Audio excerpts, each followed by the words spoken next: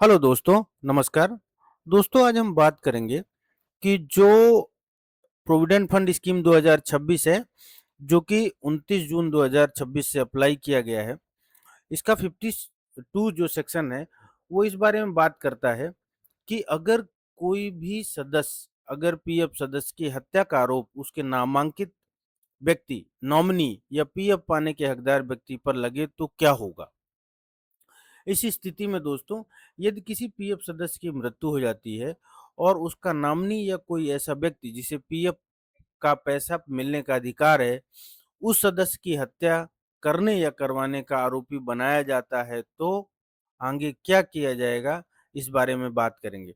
दोस्तों इसको ऐसा समझिए कि अगर एक पीएफ सदस्य है, उसने किसी को नॉमिनी बना रखा है, वो वाइफ है या सन है या डॉटर है, जो भी है, अगर किसी तरह से इस तरह पाया जाए कि पीएफ सदस्य की हत्या में उसका नॉमिनी दोषी है या उसका नॉमिनी लिप्त है, तो उस केस में जो नया नियम आया है पीएफ में, वो ये कहता है कि जब तक कोर्ट केस चलेगा, तब तक उस व्यक्ति को पीएफ का पैसा नहीं दिया जाएगा। दूसरा उसमें ये है कि अगर कोर्ट का फैसला आने तक पीएफ का दावा या पेंशन का दावा पूरी तरह से रोक दिया जाएगा। ये है दोस्तों। दूसरा, अगर कोर्ट पे प्रोसीडिंग चलेगी, प्रोसीडिंग चलने के बाद अगर कोर्ट का फैसला आता है, तो उस केस में यदि कोर्ट उस व्यक्ति को हत्या या हत्या करवाने का दोषी ठहराती है, तो उसे मृत सदस्य का पीएफ का पैसा नहीं मिलेगा।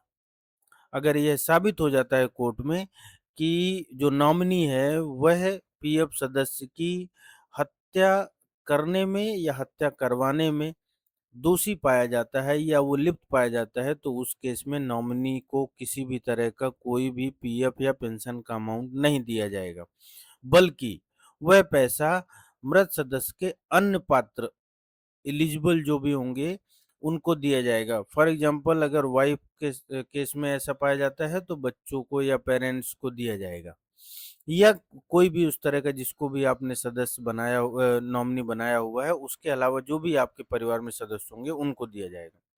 दूसरा, यदि कोर्ट उस व्यक्ति को निर्दोष या बेकसूर घोषित कर देती है, तो उसे उसके हिस्से का पूरा पीएफ का पैसा मिल जाएगा।